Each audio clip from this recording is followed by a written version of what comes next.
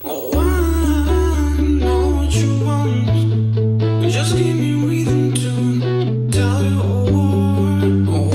안녕하세요. I'm 정진호 PD입니다. I'm 시즌 14, 오늘이 시즌 14 마지막 방송인데요. 오늘은 대전 충남 민원연과 함께하는 우리 지역 언론 모니터 분석인 언론 뚱땅 시간입니다. 오늘은 특별히 새로운 분들을 모시고 방송을 좀 녹음할까 합니다. 저희 민원연에서 모니터 위원들이 계시거든요. 그 가운데 두 분을 모셨습니다. 근데 이분들의 그 표현의 자유를 최대한 보장하기 위해서 우리가 익명으로 활동하시도록 하고 있거든요. 그래서 이분들 오늘 실명을 공개하지 않고 또 음성도 변조된다는 점 청취자 여러분들께 말씀을 드립니다. 네, 대전 충남 민원연 모니터 위원 A 위원 나오셨습니다. 어서 오십시오. 네, 안녕하십니까. 반갑습니다. 네, 그리고 B 위원 나오셨습니다. 어서 오십시오. 네, 반갑습니다. B입니다. 등급은 아니죠. A 등급, B 등급은 아니죠. 괜찮습니다. 이렇게 우리가 지난 지방선거 6.1 지방선거 우리 지역에서 이제 언론들이 모니터 그 보도를 많이 했는데 모니터를 하셨어요, 말 그대로. 그리고 이제 평가 보고서가 나왔는데 총평을 좀 해보죠. A 위원님 어떻게 보셨어요? 이번 지방선거를 보도하는 우리 지역 언론의 행태. 일단 이 언론의 지방선거 보도 행태가 저는 이게 스포츠 중계하듯이 이기고 지는 그 결과에만 너무 집중한 게 아니냐. 그래서 실제로 대전 시민들이 유권자가 궁금해하는 어떤 자질이라든가 공약의 어떤 실현 가능성, 그리고 만약 이 사람이 당선됐을 때 대전이 어떻게 달라지나, 이런 분야에 대해서는 좀 미흡하지 않았나, 그렇게 생각합니다. 네. 근데 사실 뭐 많은 시민들과 독자들은 혹은 시청자들은 뭐 승패에 관심 많잖아요. 솔직히 이거 사실이잖아요. 그게 아무리 사실이라 해도 언론의 사명이 누가 이길 것인가 점치는 건 아니잖아요. 그러니까 이 사람이 비록 약자로 보이더라도 이 사람이 가진 어떤 긍정적인 어떤 공약이라든가 이런 부분을 좀 심층 보도를 해서 유권자의 알 권리를 보장하는 게 저는 우선이다. 승패는 뭐 어차피 나중에 결정되는 거고 그거에 너무 치우치는 건 좀 문제가 있지 않나, 그런 생각합니다. 네, 그러니까 A 위원께서는 너무 중계식 그 보도를 했다. 네, 그 안에 유권자들이 알만한 그런 정보들이 좀 부족했다, 이런 진단을 하신 거고, B 위원께서는 어떻게 보셨어요? 예, 저는 그 언론들이 좀 더 친절했으면 좋겠다라는 그런 생각을 했습니다. 그래서 그 각 후보들의 공약을 소개하는 것도 물론 부족했지만, 소개한다 하더라도 그냥 A 후보가 이런 공약을 내세웠다, B 후보가 이런 공약을 내세웠다라고 단순 보도만 했지, 최소한 이렇게 비교만 해준다 하더라도 그 시청자들이 좀 더 쉽게 이 사람과 저 사람은 이런 차별성이 있구나, 그러니까 나는 어떤 사람을 선택해야 되겠구나 라고 알 수 있을 텐데, 그런 그 비교 보도 뭐 이런 거조차도 안 하고, 물론 뭐 재원 마련 어떻게 하냐, 현실성이 얼마나, 이런까지 해주면 아주 좋겠지만, 그것까지는 뭐 여러 가지 여건상 기대하지 않는다 하더라도 최소한 이렇게 한 자리에 모아두고 보도 정도 하는 거는 조금만 그 발품 팔면 노력하면 할 수 있는 건데, 그런 기사가 있긴 했으나 좀 많이 부족하지 않았나. 그래서 그런 점에서 좀 더 친절한 보도였으면 좋겠다, 그것들이 좀 아쉽게 느껴졌습니다. 네, 알겠습니다. 저희 대전 충남 민원연에서 지난 그 지방선거 공식 선거운동 기간이죠. 2022년 5월 19일부터 5월 31일까지 2주간 보도된 그 우리 지역 언론 대전일보, 중도일보, 충청투데이, 그리고 금강일보 4개의 지면신문과 인터넷 신문이죠. 디투뉴스 24를 모니터했습니다. 그걸 가지고 저희가 말씀을 드리는데, 다른 위원들께서도 비슷한 의견은 좀 주신 것 같아요. 저희 보고서 보면은 공약이라든지 후보자에 대한 정보가 좀 부족했다. 그리고 뭐 제3정당, 소수정당 이런 거에 대한 그게 좀 부족했다, 이런 얘기들이 줄을 잃었던 것 같거든요. 그러면서 저희가 그런 제안을 좀 했었어요. 뭐 광역의회나 기초의회 후보자들에 대한 정보는 거의 찾아볼 수 없었다. 그래서 선거철만이라도 뭐 시민사회가 함께 참여하는 그런 공동 취재 풀을 구성하면 어떨까, 뭐 이런 제안도 해봤거든요, 보고서에서. 두 분은 그거에 대해서 어떻게 생각하세요? 이번엔 B 위원님부터 말씀 주실까요? 근데 제가 제일 아쉬웠던 부분들이 뭐 시장이나 뭐 교육감 정도, 그리고 구청장 그 정도 선까지는 그래도 어느 정도 좀 보도가 있었다고 생각이 듭니다. 근데 사실 우리 삶의 가장 그 밀접한 관계에는 구의원들, 뭐 시의원들이라고 생각이 드는데, 그 사람들은 도대체 누가 출마했는지부터 시작해서 대해서 어떤 공약을 내세우고 있는지, 뭐 어떤 참여성이 있는지, 아까 뭐 제가 비교해서 좀 친절하게 해줬으면 좋겠다는데 거기는 아예 보도 언급 자체가 이렇게 없기 때문에. 근데 또 언론사 세상을 생각하면 그 소수의 기자들이 그 다 취재할 수 없잖아요. 워낙 많아가지고. 그렇다면 그 뭐 시장이나 뭐 구청장 이런 부분들은 각 그 신문사마다 자기들 나름대로의 개성을 발휘해야 되니까 경쟁한다 하더라도 그 시의원이나 구의원 같은 경우는 그 공동 역할 분담을 해서 공동 취재한 다음에 그것을 이제 각 신문사 사이트마다 이렇게 공통으로 이렇게 링크를 하면, 그럼 우리가 지역 언론을 찾아야 되는 이유가 있잖아요. 그건 분명히 뭐 시장선거 이런 건 간혹 중앙지에서 나오는데, 근데 어쨌든 시의원, 구의원은 여기 아니면 볼 데가 없으니까 그런 점에서 좀 이렇게 협력 관계를 구축하는 게 좀 필요하다고 생각이 들어서, 각 신문사가 경쟁 관계이기도 하지만 우리 그 지역 신문을 살려야 된다는 점에서는 동업자잖아요. 그래서 그 부분에서는 동업을 해야 된다는 그런 마인드를 좀 가졌으면 좋겠다, 그런 바람이 있습니다. 네, 저도 이제 공감하는 바가 매우 큰데요. 사실 이 지역의 언론사들이 열악하잖아요. 여러 가지 이제 여건이 허락하지 않아서 그런 측면도 있고, 말씀하신 것처럼 또 이제 경쟁력에서 우위를 점하기 위해서 이제 협력하지 않는 그런 측면도 있겠지만, 사실 뭐 시장, 구청장, 교육감, 뭐 구의원 등 여러 사람을 뽑아야 하는 선거 국면에서 그 각 언론사만의 어떤 그 인프라로 감당하기 어려운 건 저는 인정을 해야 된다고 봐요. 그래서 이제 인력풀이 부족하다 보니까 협력을 통해서 결국 목표는 유권자의 알 권리 충족이잖아요. 그러면 그 공동 목표를 위해서 언론사들이 공동 취재 인력풀을 구성을 해서 각자 어떤 역할을 맡고 어떤 최선의 결과를 내오는 노력이 필요하지 않았나. 사실 각 언론사마다 편집 위주 되게 그 받아쓰기 이런 형태로 흘러가다 보니까 유권자 입장에선 매우 아쉬운 부분이 컸다.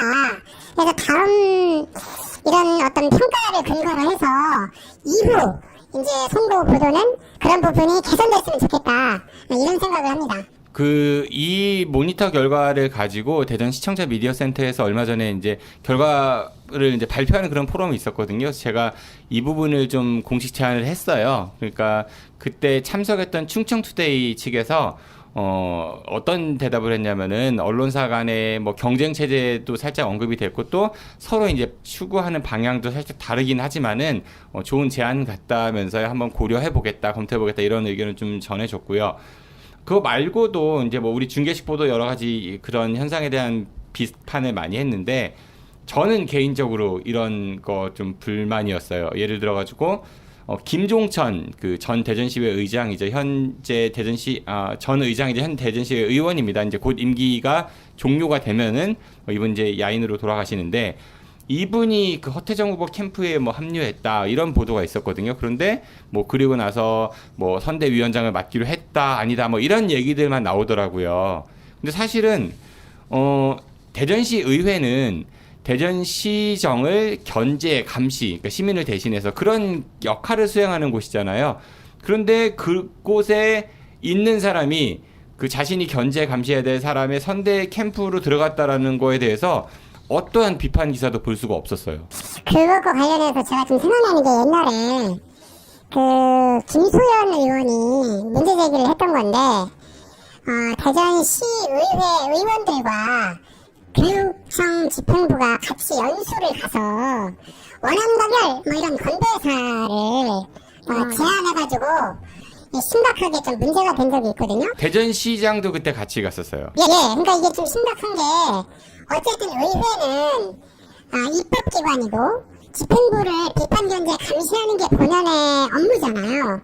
근데 그 임무를 망각을 하고 마치 집행부랑 짜고 치는 것처럼 비춰지는 것은 상당히 좀 실망스러운 모습이거든요. 그래서 지금 김종천 의원 관련해서도 언론에서 전혀 그 부분에 대한 문제제기가 없는 것은 저는 반성해야 된다고 봅니다. 그게 그 정치 민주화 차원에 봤을 때 사실은 이제 대통령과 국회의 관계는 그나마 국회가 이제 대통령이나 행정부를 감시하고 뭐 견제한다, 이 부분이 좀 확립이 되었다고 생각이 들어요. 근데 과거에 우리 민주화 이전에는 거수기 역할 정도로 생각했었는데, 지방 정부의 수준이 아직 거기에 좀 머물러 있는 게 아닌가. 그리고 게다가 지방 언론 역시 그냥 뭐 같은 편 아니야? 뭐 같이 짜고 치는 거 아니야? 뭐 이 정도이기 때문에 그런 점에서 우리가 그 감수성이라고 해야 되나? 그 민감함 이런 것들이 떨어져서 그 비판조차를 하지 않고 있는 어떤 그런 상황들 아닌가. 그런 점에서 이제 이렇게 적극적으로 이렇게 비판해주고 그러면 아 맞다. 원래 의회와 시장은 서로 견제 감시였던 그런 기관이지 라는 어떤 그런 의식들을 자꾸 우리가 더 많이 얘기해야지만이 언론들도 그 부분에서 문제의식을 갖고 좀 더 냉정하게 비판할 수 있지 않을까 해서 아마 이게 현재 우리 지방의회 그 민주주의 수준이 아닐까 싶어서 좀 안타깝고 아쉽습니다. 그 이게 정말로 이번에 지방선거 뭐 많은 분들이 공보 보신 분들도 계시겠지만은 시장 공약과 그 구청장 공약과 시의원 공약과 구의원 공약이 거의 비슷해요. 근데 저는 개인적으로 뭐 시장과 구청장은 어떤 일을 해내겠다라는 게 공약이 된다라면은 뭐 개발 사업이든지 뭐든지 간에 의원들은 그런 거를 견제 감시하고 시정 구정을 꼼꼼하게 살펴보겠다가 공약이 돼야 되는데 그 구분이 없거든요. 그럼 언론이 그런 거 지적해줘야 되는 거 아니에요? 특히 이제 이번에 뭐 서구청이었나요? 제가 정확히 기억이 안 나는데 우리는 원팀이다. 그래가지고 이제 그 같은 당 안에서 구청장과 구의원들이 함께 선거운동을 하고 공약도 함께 갖겠다. 이거를 잘하는 걸로 이렇게 보도를 하고 천명하고 그랬더라고요. 그런 점에서 봤을 때 그 물론 뭐 이게 자체 뽑는 것 자체의 그 한계일 수도 있다고 생각이 드는데 그런 점에서 이렇게 정당 추천 이거 하다 보니까 그 구조적인 문제 부분에서도 그것도 어떻게 좀 해결해 나갈 것인 건가 정말 그 말씀하신 것처럼 견제와 감시의 그 의회 본연의 역할들 이런 부분들을 어떻게 살려나갈 것인 건가 이런 부분에 대한 고민도 좀 있어야 되지 않나 싶습니다. 그래서 이제 사실 뭐 정치인들은 저는 그럴 수 있다고 봐요. 그러니까 뭐 원팀이든 뭐든 간에 같은 정당끼리 협력해서 시너지 효과를 노리면서 선거운동 하는 거는 저는 그럴 수 있다고 보는데 문제는 오늘 우리가 얘기하는 건 언론이잖아. 언론의 사명. 그러면 이게 아무도 문제 제기를 하지 않으면 아 원래 그런가 보다. 뭐 시에서 하는 일과 뭐 시의원이 하는 일이 별반 다르지 않고 어차피 같은 정당이면 같은 색깔로 가는 거다. 이게 유권자의 머릿속에 이게 고착화돼버리면 문제의식 자체가 사라지는 거잖아요. 언론이 그 역할을 해줘야죠. 이게 지금 잘못하고 있는 거다. 도대체 시의원, 구의원의 위상은 뭐고 집행부서가 해야 할 일 뭔지 명확히 구분해주고 그게 잘 안 됐을 때 따끔하게 언론이 질책을 해줘야 이게 바뀌는 건데 그런 게 없다 보니까 유권자의 입장에서는 좀 표현이 그렇지만 속수무책으로 아 이게 원래 관행이고 그냥 그런가 보다. 어찌 보면 민주시민 의식이 고양되는 기회 자체를 박탈당하는 거죠. 그건 좀 큰 문제라고 봅니다. 그래서 어쨌든 우리 대전충남 민원연의 모니터 위원들께서는 모니터 총평 사실 그 자세한 내용들은 각 언론사별로 저희 모니터 보고서 발표된 보고서에 기재가 되어 있으니까 관심 있는 분들이 읽어보시면 될 것 같고요.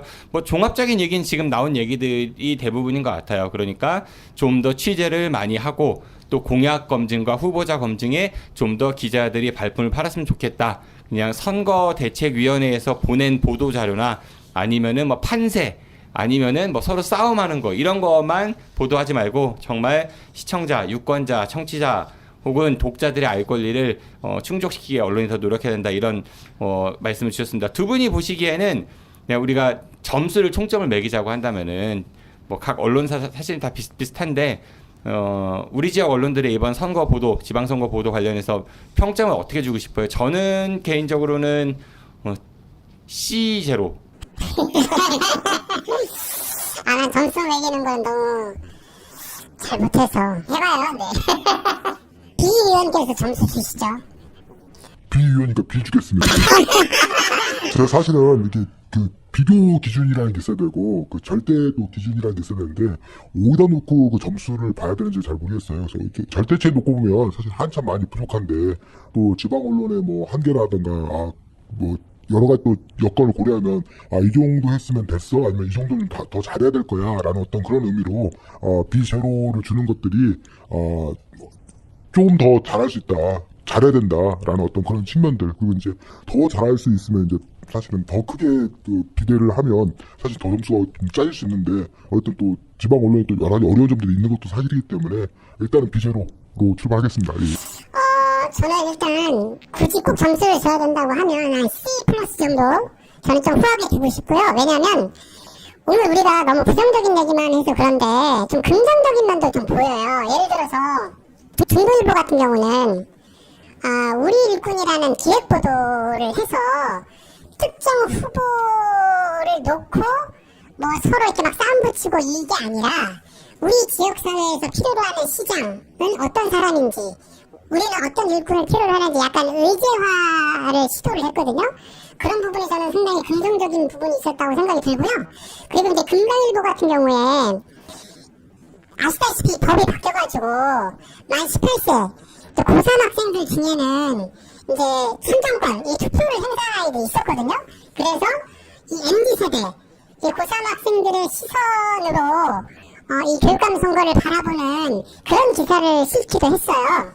그런 부분 상당히 좀 긍정적이라고 보고, 또 하나는 아까 우리가 이제 공동 취재 인력풀 이런 얘기를 했잖아요. 거기에 나아가지는 못했지만 이제 디트뉴스를 비롯해서 인터넷 신문 이 기자 협회에서 공동 토론회를 이제 기획을 해서 진행을 했는데 그때 이제 어떤 후보가 나오지 않았죠. 그때 와서 이제 사실상 이게 빈초처럼 비춰져가지고 깜깜이 대전 교육감 선거 시민 판단할 수 있나 이런 보도를 했어요. 상당히 좀 경종을 울렸거든요. 그래서 이런 제가 지금 서너 가지 긍정적인 부분을 말씀드렸는데 그런 부분에서 저는 C+ 정도 줄 수 있겠다고 봅니다. 알겠습니다.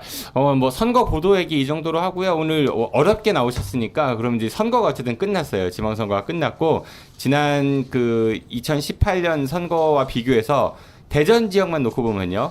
판세가 완전히 바뀌었습니다. 그래서 일단은 시장이 바뀌었고요. 국민의힘으로 이장우 후보가 이제 당선자가 됐죠. 그리고 대전시 의회도 과거에 21대 1에서 지금 이제 국민의힘이 18석을 차지했습니다. 거의 압승했다고 볼 수 있고요. 그렇죠? 구청장도 유성구를 제외하고 나머지 4개의 구청장은 국민의힘 소속 후보들이 당선이 됐어요. 왜 이런 선거 결과가 나왔을까요? 아무래도 이제 대선의 영향을 무시할 수 없을 거라고 보고요. 그리고 기존에 이제 여당이었던 더불어민주당에 대한 어떤 실망감 이게 워낙 크다 보니까 반대급부로 국민의힘이 반사이익을 최대한 누리지 않았나. 특히 이 대전 충청 이쪽의 어떤 정서가 좀 대세를 좀 많이 쫓아가는 그런 경향성이 좀 있다고 봐요. 그게 최대한 반영된 결과가 아닌가 저는 일단 그렇게 봅니다.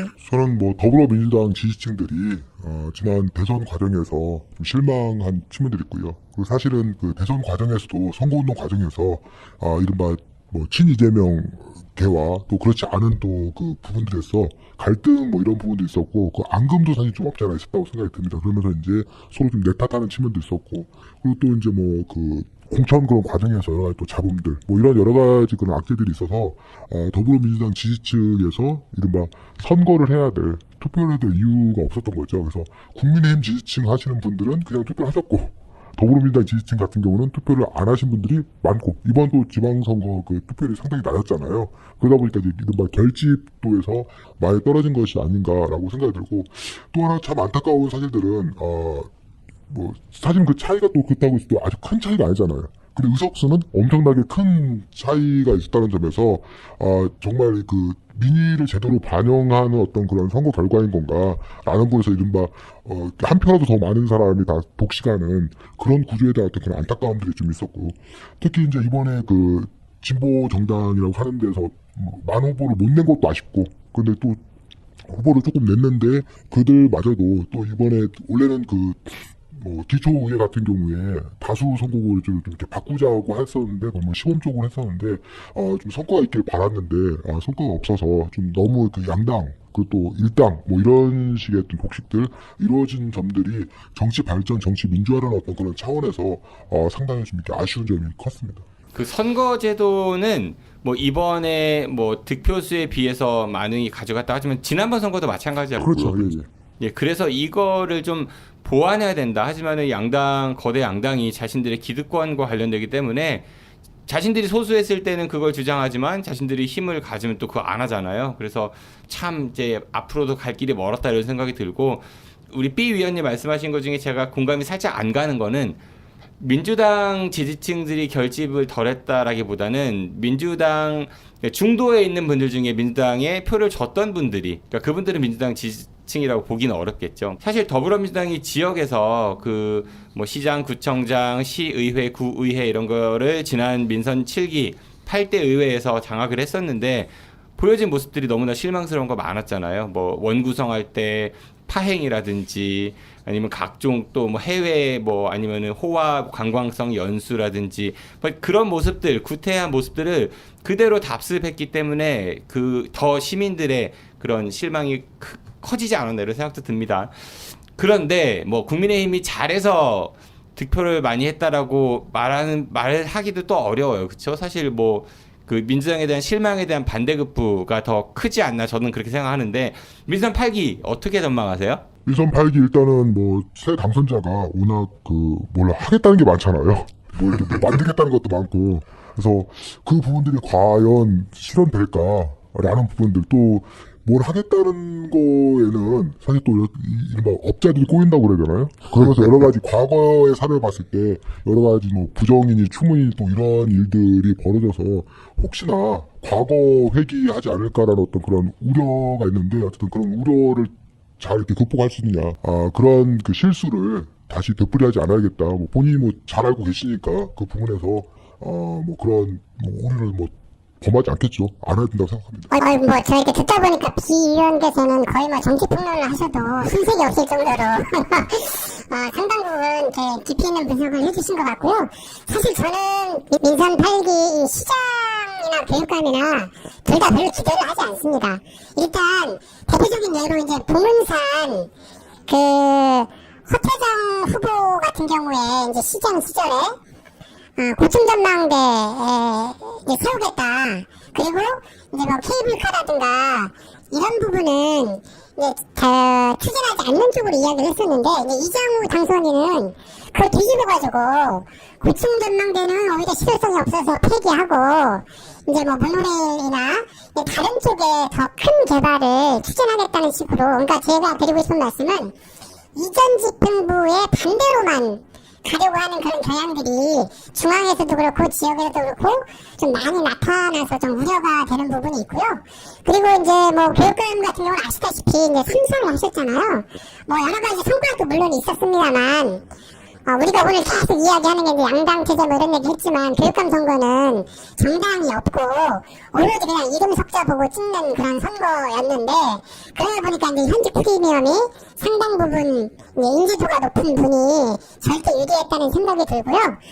제가 이제 기대를 하지 않는다고 말씀드리는 근거는 그분이 그동안 8년 동안 그 긍정적인 면보다는 부정적인 면들이 더 컸다. 예를 들어서 뭐 청렴도 6년 연속 뭐 최하위권을 형성을 했다거나 혁신의 모습이 전혀 보이지 않았다거나 이런 부분들이 나머지 앞으로 4년도 반복될 것 같은 그런 생각이 들어서 솔직히 시장이나 교육감이나 크게 기대는 하지 않고 있습니다. 저는 대전시 교육 같은 경우는 눈치 보기라고 생각이 들거든요. 사실은 뭐 또 뭘 치고 나간다거나 뭐 혁신적인 모습을 보인다던가 이런 거 없이 뭐 좋게 말하면 물에 물 탄다, 술에 수 탄다 뭐 이런 부분들인데 좀 하나 우려되는 부분들은 이번 뭐 새 정부 들어서서 그리고 또 뭐 부산시부터 시작을 해서 뭐 일제고사 부활 뭐 이런 얘기들이 있는데 그런 점에서 어쨌든 우리가 창의성 교육으로 가고 뭐 21세기형 교육을 얘기하는 어떤 그런 시대에 뭐 이른바 그 학력 뭐 기초부진 학력을 빌미로 해가지고 그러면 기초부진 학력을 갖고 있는 친구들에 대해서만 사실은 더 많이 지원해주고 그들을 더 교육하고 이런 방안이 마련되면 된다고 생각이 드는데 그냥 또 입시에 또 줄세우기였던 그런 열풍으로 몰아가는 것 아닌가. 그래서 뭐 줄세우기는 안 하겠다고 하는데 시험 문제 줄세우기 안 할 수가 없죠. 근데 이제 대전 같은 경우에 그런 부분에서 그냥 은근슬쩍 거기에 또 이렇게 줄 서지 않을까라는 부분에서 강단 있게 뭘 하지 않을 것 같다는 어떤 그런 우려 부분도 있고요. 또 3선이다 보니까 이제 끝이잖아요. 쉽게 말해서. 그러다 보니까 그냥 아무 하지도 않고 안 하지도 않고 그냥 그렇게 있다 가는 건 아닌가 싶어가지고 어쨌든 그 4년이라는 그 상당히 소중한 그 시간이고 그 사이에도 우리 아이들이 잘하는 어떤 그런 부분들인데 어쨌든 간에 그 끝 마무리를 좀 잘 하신다는 어떤 그런 의미에 그리고 이제 또 다음 이제 생각하지도 않으셔도 되니까 교육 철학을 좀 이렇게 분명하게 좀 이렇게 내세우는 그래서 뭐 중간 놀이라든가 이런 부분에서 좀 이렇게 뭐 이렇게 활동하셨던 게 있는 걸 알고 있거든요. 그런 놀이 중심 뭐 그런 프로그램이라든가 그런 부분들을 좀 더 이렇게 확대해서 정말 어린이 청소년들 인권 그들이 진짜 좀 학교에서 밝고 활기차게 뛰어놀고 우리 어른들이 좀 이렇게 뒷받침해주는 그런 교육이 될 수 있도록 교육감님이 남은 그 임기를 좀 이렇게 쏟아부으셨으면 좋겠다라는 그런 바람을 저는 가져보겠습니다. 저는. 저도 바람은 있습니다. 네. 행정의 연속성이라는 측면에서 봤을 때는 사실 대전시 교육감은 지금 3선째니까 연속성이 있을 것 같고요. 반면에 대전시정은 이제 시장이 바뀌면서 이제 큰 줄기들 뭐 지금 최근에는 트램을 전면 재검토해야 되는 거 아니냐 뭐 이런 이야기부터 해서 온통대전 이야기도 나오고 있고, 그래서 사실은 그 현안 하나하나가 그 시민들에게 미치는 그런 여파가 상당히 심한데, 그러면서 점점 이제 그 갈 방향을 잃고 오히려 이제 갈등 내지는 또 표류하고 이런 부분들이 많이 생기는 것 같아요. 민선 8기가 앞으로 어떻게 흘러갈지 시민사회도 잘 지켜볼 필요가 있을 것 같고요. 또 저희 대전충남 민원연에서도 민선 8기 그리고 제9대 지방의회가 제대로 활동을 하고 있는지에 대해서 언론이 잘 감시하고 있는지를 계속해서 주목해서 보도록 하겠습니다. 저희 민원연에서 이번 달에는 언론계에서 활동을 하다가 정치권으로 흘러간 인사들을 지금 조사를 하고 있거든요. 조사 결과가 취합된 대로 여러분들께 언론 뚱땅 시간을 통해서 말씀드리도록 하겠습니다. 오늘 바쁘신데 나와주신 저희 대전충남 민원연 모니터 위원 두 분, 이분들 사실 실체를 아시면 다들 놀라실 수도 있습니다. 그럼 나와주셔서 고맙습니다. 안녕히 가십시오. 고맙습니다. 네, 감사합니다. 네, 저도 이만 물러가겠습니다. 저는 한 달 정도의 저희 휴방 기간을 거쳐서 IM 시즌 15 때 보다 새로운 모습으로 찾아뵙도록 하겠습니다. 청취해주셔서 고맙습니다. 안녕히 계십시오. 다시 돌아온 동안 건강히 계십시오. I'll be back.